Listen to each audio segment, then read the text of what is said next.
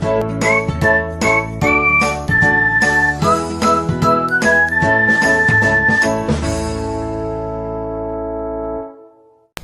day everyone, I'm your Mr. ATL and welcome back to my channel. So today's video, we're going to solve rational equation. Example number 1, we have 4 over x equals 1/3. So in this example or in this equation, iisip ka ng value ng x para maging isang true equation siya. So merong iba na may isip kagad that the answer is 12. Bakit? Because 4 over 12, pagka ni-reduce yan sa east to west term, since 4 and 12, ang greatest common factor niyan is 4. 4 divided by 4 is 1, 12 divided by 4 is 3. So 1/3 equals to 1/3. Therefore, x is 12. Pero may mga ibang student na hindi ganun kabilis para makuha yung value ni x. So dahil dyan, pwede natin siyang i-cross multiply. Ang cross multiplication ay limited lang sa ganitong klaseng equation na kung saan isang fraction lang ang nasa left, isang fraction lang rin yung nasa right. Pero kung meron tayong ganitong klaseng equation, hindi siya pwedeng gamitan ng cross multiplication. Dahil ang left member natin ay dalawang fractions, kahit ang right natin ay isang fraction lang. So, dapat dito, ang cross multiplication ay limited lang sa single fraction sa left at single fraction lang sa right. So, let's do the cross multiplication. So, pwede ka mag-start from dito, from left to right, o kaya from right to left. So, unahin natin to. 4 times 3 is 12. And then, 1 times x is 1x or simply x. Therefore, you can find that x is 12. So, for us to check if it is correct, substitute nyo lang yung x na 12 sa given na equation. So, that will be 4 over 12 equals to 1/3. Since 4 over 12 is equivalent to 1/3, then 1/3 is equal to 1/3. Since they are the same, meaning to say, the value of x is correct. That is 12. Okay, example number 2. So, the given question is 3 over 5 equals 9 over 2 plus x. So, again, we will find the value of x para maging isang true equation siya. So, again, by the process of cross multiplication, so we will multiply 3 and then 2 plus x. So, inisa-isa ko muna, hindi ko muna siya dinirektang i-multiply. So, kabila naman, 9 times 5 is 45. Okay. We will multiply 3 dito sa buong 2 plus x. So, that is 3 times 2 is 6. 3 times positive x is positive 3x equals to 45. Okay, now, so to solve for x, dapat maiwan lang si x, pero need nating mawala si 3 saka si 6. So, paano mawawala? Buburahin ba? Of course, no. So, unahin nating alisin yung 6. So, ilipat lang natin to dito. So, bring down 3x equals 45 minus 6. And then subtract how many? That is 39. And then, to remove 3, huwag niyong burahin, we will divide by 3. So, cancel na since 3 divided by 3 is 1. The matitira is 1x or imaginary 1. Then, x is equal to 39 divided by 3 is 13. So, the value of x is 13. Let us check if our answer is correct by substituting 13 to the x. So, that will be, so let us write the word checking. So, we have 3 over 5 equals 9 over 2 plus 13. Our x becomes 13. So, according to dun sa value natin. So, 3 over 5, 9 over how many? 15. So, 3 over 5, there's a common factor or the GCF of 9 and 15 is 3. Pwede nating lowest term. So, 9 divided by 3 is 3. 15 divided by 3 is 5. So, since they are equal, therefore, the value of x is 13. Example number 3. So, we have 2 over x equals 4 plus x all over 3x equals 2 plus x all over x. So, marami nang masyadong variable x, and medyo mahirapan tayo mag-guess kung ano yung value ng x if we will not solve it. So, ganito. Hindi natin pwedeng gamitin si cross multiplication dahil meron tayong dalawang fractions dito, 1 and 2. So, ang cross multiplication para lang sa single fraction. So, kung wala ito, pwede sana tayo mag-cross multiply, no? Pero since meron siya, we will get the LCD first of these three denominators. So, para makuha ang LCD niyan, ilista natin yung mga denominators na x, 3x, and we have also x. Okay na yun doon. So, we will get the factors of these terms. So, ano ang factors ng x? We have 1x or simply x. But 3x, the factors of this, x times 3. Okay? So, pwede rin naman siyang 3 times x, pero pinantay ko lang tong dalawang to kasi magkaparehas siya. So, after that, kapag magkaparehas, copy as 1. Kapag wala namang kaparehas, bring down mo lang yan. So, we will multiply x times 3, that is 3x. And this is now our LCD na gagamitin natin mamaya. Okay? So, we will multiply both of the rational equation by the LCD of 3x. 3x din dito. Okay? So, paano yan? Medyo wag tayo magmadali, no? Isa-isay natin. So, 3x times 2, that is 6x over x. Plus, eto naman, so we have 3x. Ikakopy ko lang muna dahil 2 terms yan. All over 3x. Sa kabila naman, 3x times 2 plus x. All over x. Okay? So, as you can see, x divided by x is 1. Matitira, 6 times 1, that is 6. Okay, next. As you can see, ito ay hindi pwedeng cancelin dito dahil meron siyang plus. Kung may plus or minus, hindi siya pwede. Pero if it is separated by multiplication, pwede tayo mag-cancel dito since x divided by x is 1 and 3 divided by 3 is also 1. So, 1 times 4 plus x, it's still 4 plus x. Next. Again, bawal dito dahil meron siyang plus. Kung may minus din yan, bawal din. Pero ito ay naka-multiplication operation. Pwede na tayong mag-cancel. So, matitira, 3 times 1 is 3. Then, copy natin yung 2 plus x. So, wala na tayong denominator. Medyo mabibilisan na tayo mag-solve nito. So, we will combine similar terms. We have 6 plus 4 is 10. Wala na itong kaparehas. Bring down x. 3 times 2 is 6. Then 3 times x. 3 times x is 3x. And then, dapat lahat ng mga x ay nasa iisang lugar. Pwede nasa left lang or nasa right. Tapos lahat ng mga walang x, pwedeng nasa left or pwedeng nasa right din. So, this time, mas susundin ko lahat ng mga x na nasa left, no? So, aalisin ko to. Huwag niyong buburahin. Ililipat natin yun doon. So, may iwan dito si x. So, dito, meron pang isang may x, pero nasa right siya. So, ililipat ko siya papunta dito. So, since dumaan sa equal sign, the sign will change. Magiging negative. Then, bring down. Hindi ko nilipat, no? Just copy. Nasa right pa rin siya. Yung ililipat ko, that will be minus 10. So, isulat natin dito yung next, no? X minus 3x, that is negative 2x. Meron siyang 1, 1 minus 3, negative 2. Then copy, x equals 6 minus 10, it's negative 4. I-divide natin yan by negative 2 over negative 2. Negative with negative is positive, 2 over 2 is 1, mag-iiwan lang si x, or simply cancel na lang yan. Negative is positive, 4 divided by 2 is 2. So therefore, the value of x is 2 according to our computation.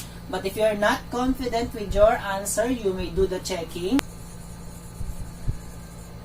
So we will substitute x, which is 2, 2 over 2. 4 plus 2 is 6. 3 times 2 is 6. 2 plus 2 is 4. over 2. So this is 2 over 2 is 1. 6 over 6 is 1. And 4 over 2 is 2. So 1 plus 1 is 2 equals 2. Therefore, the values of x must be equal to positive 2. By example number 4, so we have n plus 7 all over 2n plus 5 equals 4 over 5. The variable now is n, hindi siya x. Pero same lang rin naman ng process na gagawin natin. So, ilang fraction meron sa left side, ilang fraction meron sa right side. Sa right side, that is only one fraction. Pero kung titingnan nyo rito sa left side, ilang fraction kaya yan meron? Kung mapapansin nyo, ang numerator is n plus 7, isa lang. At ang denominator niya is 2n plus 5, isa lang rin yun. So that is only one fraction. So, pwede natin gamitin si cross multiplication. So, that is now 5 multiplied by n plus 7 equals to 4 multiplied by 2n plus 5. So, distribute natin, that is 5n. This is 35. This is 8n. And this is positive 20. So, lahat ng n nasa left. Ito may n, ito may n. Lilipat ko to dun sa kabila. So, bring down 5n. Lipat ko yon minus 8n. Naging negative siya kasi dumaan siya sa equal sign. Then, 35, magiging negative 35. So, 5n minus 8n, that is a negative 3n. Then, 20 minus 35 is a negative 15. Okay, so, remove the negative 3. Anong gagawin natin? Buburahin ba natin? Of course, we will divide it both side by negative 3. So, mawawala siya dahil 3 divided by 3 is 1. Negative, negative is positive. So, that is positive n. Ayun na lang yung naiwan. Then, negative divided by negative is positive. 15 over 3 is 5. So, therefore, the value of n is 5. Let us check if it is correct. So, this is our checking. The n will become 5. So, 2 times 5, that is 10. Plus 5 equals to 4 over 5. So, is this equal? Let us see. 5 plus 7 is 12. 10 plus 5 is 15. Equals 4 over 5. So, the GCF of 12 and 15 is 3. So, 12 divided by 3 is 4. 15 divided by 3 is 5. Equals to 4 over 5. So, since they are equal, the value of n must be equals to 5. Okay, example number 5. So, we have x over x squared plus x minus 2 equals x over x squared plus 3x plus 2 minus x over x squared minus 1. So, paano natin malalaman ang value ni x para maging ito ay equal dito? Nakita niyo yung denominator, so may mga exponent na siya. So, naka-quadratic na siya. So, ang gagawin natin, i-factor natin itong mga denominators. So, sa aking previous video, makikita niyo dyan, factoring trinomials when a is equal to 1. So, pwede niyo yung i-search yun para ma-review nyo kung paano tayo mag-factor. So, unahin natin ito. So, that is x over, ang factors ni x squared plus x minus 2. Unahin natin dito sa x squared, we have x and another x.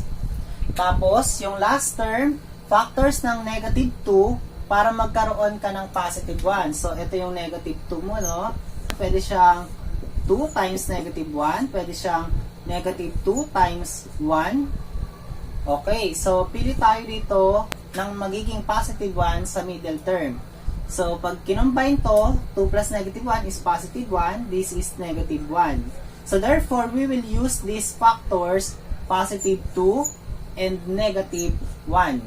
Okay, equals, this is x over, so, factors of x squared plus 3x plus 2. So, sa x squared muna, x and x.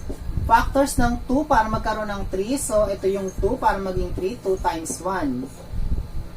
Okay, so, pwede rin siyang negative 2 times negative 1 kasi pag minultiply, positive 2 pa rin nalalabas. But we need positive 3x. So, ito ang gagamitin natin kasi ito ay negative 3. So, isulat natin positive 2 and positive 1. So, i-erase ko na ito ulit dahil mag-work tayo dito. Minus, this is x. So, wala siyang middle term. Meron siyang first and last term. Yung middle term, yung ganito, wala siya. So, that is 0. So, factors of x squared minus 1. Sa x squared, we have x and another x. Yung negative 1, anong factors ng negative 1? Pwedeng 1 times negative 1. Wala na. So, ito ba ay magiging 0 na nasa middle term? Yes. So, ang factors niyan is positive 1 and negative 1. So, naka-factored form na ang mga denominators natin. So, susunod, kukuhanin na natin ngayon ang kanilang LCD. Mag-start tayo dito. So, x plus 2 times x minus 1. Susunod, x plus 2 and x plus 1. Kung titingnan nyo, magkaparehas ito, no? Ayan siya. So, ililista ko yan dito. Ipapantay ko lang siya dito. At ang x plus 1 ay iuusot ko dahil wala siyang kapareho. Okay? So, ito yung nauna dito. Ito naman yung sa pangalawa. Sa pangatlo na tayo. Yung x plus 1, may kaparehas siya. Ang x minus 1, meron rin siyang kaparehas. So, lahat na magkakaparehas, copy as 1. Okay, so i-multiply na natin sa LCD kanina. Ano yon?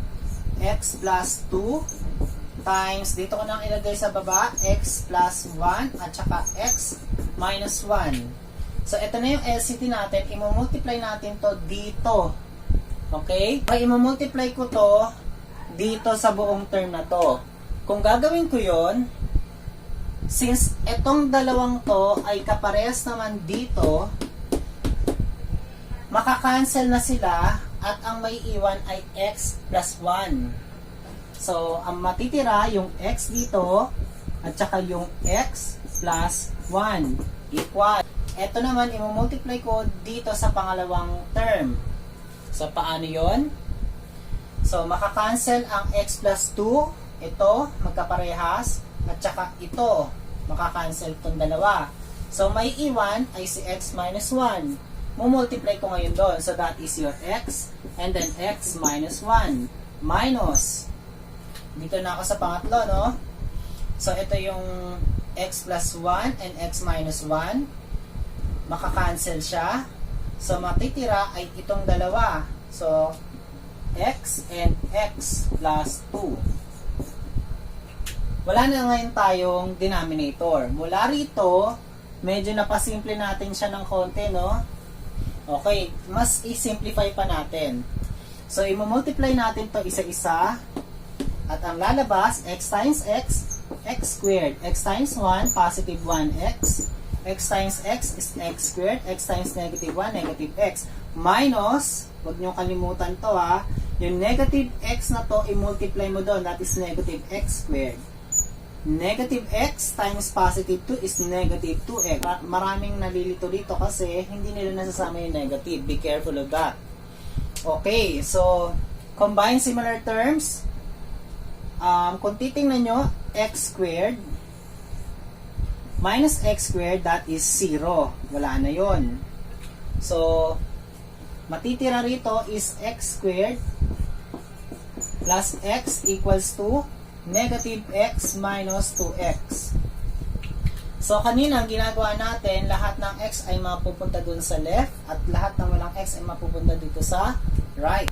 So, ngayon naman, ilipat natin lahat ng mga terms doon sa left side dahil siya ay naka-quadratic form or meron siyang x squared. So, gawin natin yun, no? Is x squared plus x. Ito, ilipat ko to magiging plus x. Ito, ilipat ko doon magiging plus 2x. Wala nang naiwan dito sa right side. That is 0. So, combine similar terms. Ito naman ay pwedeng combine lahat. So, x squared meron kang 1 plus 1 is 2 plus 2 is 4 equals 0. So, as you can see, parehas siyang merong common factor na x. Yung x squared may dalawang x, ito ay may isang x. So, ilabas natin yung isang x na common factor.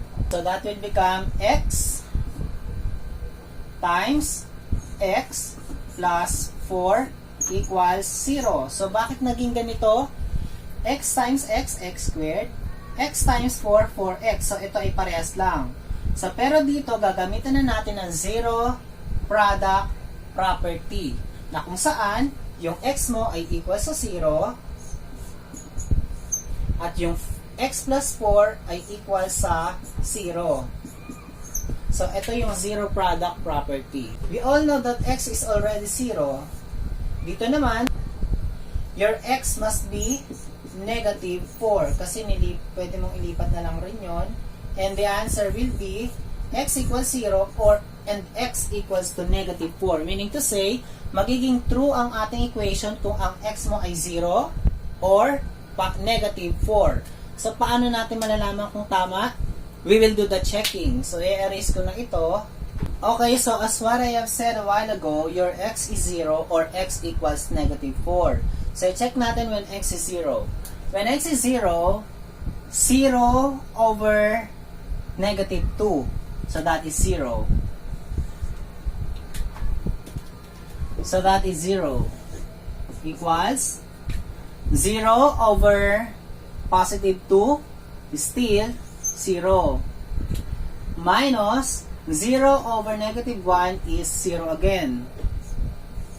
So, 0 is equal to 0. Therefore, your x can be 0. Check. Next. What if your x is negative 4? So, let us substitute. So, we will get negative 4 over, so we have negative 4 times negative 4 is positive 16. 16 minus 4 is 12 minus 2 is 10. Equals, so negative 4. So, negative 4 times negative 4 is 16. This is 3 times negative 4 is 12. 16 minus 12 is 4. Then 4 plus 2 is 6. Minus, so we have negative 4 again. Lagyan natin ng parenthesis kasi may magkakasunod na sign dito para hindi tayo malito mamaya. So, negative 4 times negative 4 is positive 16 minus 1 is 15.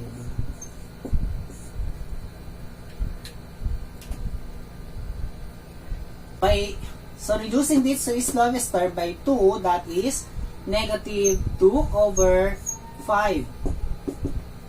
So, simplify natin to, that is by 2 again, that is negative 2 over 3. Negative times negative is positive. Then, bring down 4 over 15 kasi naka-lowest term na siya. So, let us combine this na dapat ay equal dito. I-check natin. So, bring down.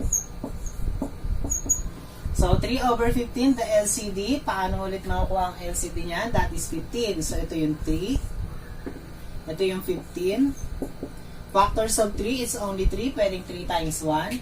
Factors of 15, that is 3 times 5 or 5 times 3. Pinantay ko rito para parehas. So, magkaparehas. Copy as 1, then multiply by 5. That is 15. If this is 15, divide natin, then i-multiply. So, divide mo na, that is 5. 5 times negative 2 is negative 10. Plus. So, 15 divided by 15 is 1. 1 times 4 is 4. Okay, so just bring down negative 2 over 5. This is negative 10 plus 4 is negative 6 over 15. 6 over 15, the common factor is 3. So, divide natin by 3. So, bring down negative 2 over 5. Inakit ko na rito, ha. So, by 3, no? Pwede siya by 3. So, 6 divided by 3 is 2. Negative. Over 15 divided by 3 is 5. So therefore, since they are equal, your x is also 4. So these are the answers for the given rational equation. Example number 6. So we have x over x plus 2 plus 2 over x squared plus 5x plus 6 and 5 over x plus 3. So hindi tayo pwedeng gumamit ng cross multiplication dahil dalawa ang fraction dito. Dito naman ay isa lang. So, kailangan parehas isa lang sana ang ating fraction sa left and sa right member ng equation. So, kaya gagamitin natin, hahanapin natin ang LCD ng ating rational equation. Sa pagkuha ng LCD natin, mas madali na ito ay naka-factored form. So, since ito ay okay na, ito ay kukuha na natin ng factors. So, bring down x over x plus 2. So, this is 2 over, ang factors nito, so, dapat marunong na talaga kayo mag-factors, no? So, factors of x are x and x. Factors of 6, that will give us 5. We have positive 3 and positive 2. So, pag nag-FOIL method kayo, ito pa rin nalalabas dyan. Equals to 5 over x plus 3. So, what's next? We will now get the LCD. So, to do that, ilista natin x plus 2. Lahat na may magkaparehas, no? Itong x plus 3 and x plus 2. So, dito ko ilalagay si x plus 3. Walang kaparehas. Si x plus 2 ay kaparehas nito. Ipapantay ko lang. At ang x plus 3 ay dito. Since parehas sila. And then, pag magkaparehas, copy as 1. So, isulat na natin. So, copy as 1, x plus 2. So, parehas, copy as 1 pa rin. This is now our LCD na i-multiply ko sa equation natin na given natin. Okay, so i-erase ko muna tong solution ko na to. So, pwede na natin i-multiply yung ating LCD sa unang fraction. So, makakancel ang x plus 2, may iwan itong dalawa. So, that is x times x plus 3. So, ito naman dito, since parehas lang naman sila, makakancel sila parehas, may iwan ngayon si 2. So, dito naman, magkaparehas tong dalawa, makakancel, may iwan yung dalawa na 5 and x plus 2. Ito na yung ating panibagong equation na isasolve na natin. So, to do that, i-simplify muna natin by multiplying this. X times x is x squared. X times 3 is positive 3x. Bring down 2 equals, so 5 times x, that is 5x. 5 times 2 is positive 10. So this time, since ito ay naka-quadratic naman, lilipat na natin lahat ito sa left side para maging 0 siya. Para ma-follow natin yung standard form ng quadratic equation. Bring down x squared. We have plus 3x plus 2, then negative 5x minus 10 equals, wala nang natira, it's 0. So, combine similar terms, you have 3x and negative 5x. Ito ay walang kaparehas, so this is negative 2x. Then we have 2 minus 10 is negative 8 equals 0. So, magkakaroon ngayon tayo ng solving quadratic equation. To solve quadratic equation, since factorable naman ito, no? Pwede natin i-factor. Sige, gawin natin by factoring. So, the factors, i-akyat natin dito. So, the factors of x squared, the factors of this, x and x, factors of negative 8,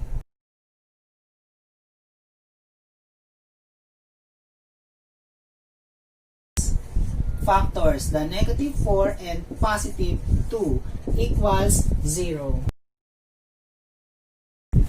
Okay, so to find the value of x, by the zero product property, we have x minus 4 equals 0 and x plus 2 equals 0. So to find x, lipat lang natin, magiging positive 4. Yung kabila naman, magiging negative 2. Magiging negative 2. So dalawa ang ating value ni x. So pwede siyang 4, pwede siyang negative 2. But we need to test kung talagang tama ba yung 4 and negative 2 natin. Okay, so dito na tayo sa checking part.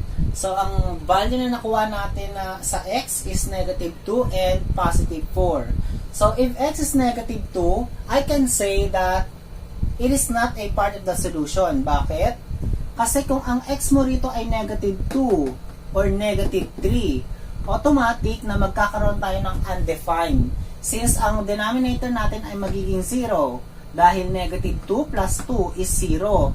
So, the denominator should not be 0. So, therefore, this is not a part of our solution and what we call the extraneous solution. Okay? So, let us try when x is equal to 4. So, mukha namang hindi siya magsi-0 sa denominator, no? Pero let us check pa rin if this equation will become true when x is 4. So, that will be 4 over 4 plus 2 is 6. This is 2. 4 times 4 is 16. 4 times 5 is 20. 20 plus 16 is 36. 36 plus 6 is 42. Equals ba yan sa 5? 4 plus 3 is 7. So, let us check if this is really true. So, by combining these two fractions, since they are having different denominators, we need to get the LCD of 6 and 42. So, the factors of 6, we have 6 times 1. So, the factors of 42 is 6 times 7. So, copy as 1, then bring down 7. That is 42. The LCD now is 42. 42 divided by 6 is 7. 7 times 4 is 28. 42 divided by 42 is 1 plus times 2. 1 times 2 is 2. Is it equal to 5 over 7? So, 28 plus 2 is 30 over 42 equals 5 over 7. Since 30 and 42 has a GCF or greatest common factor of 6. So, 30 divided by 6 is 5.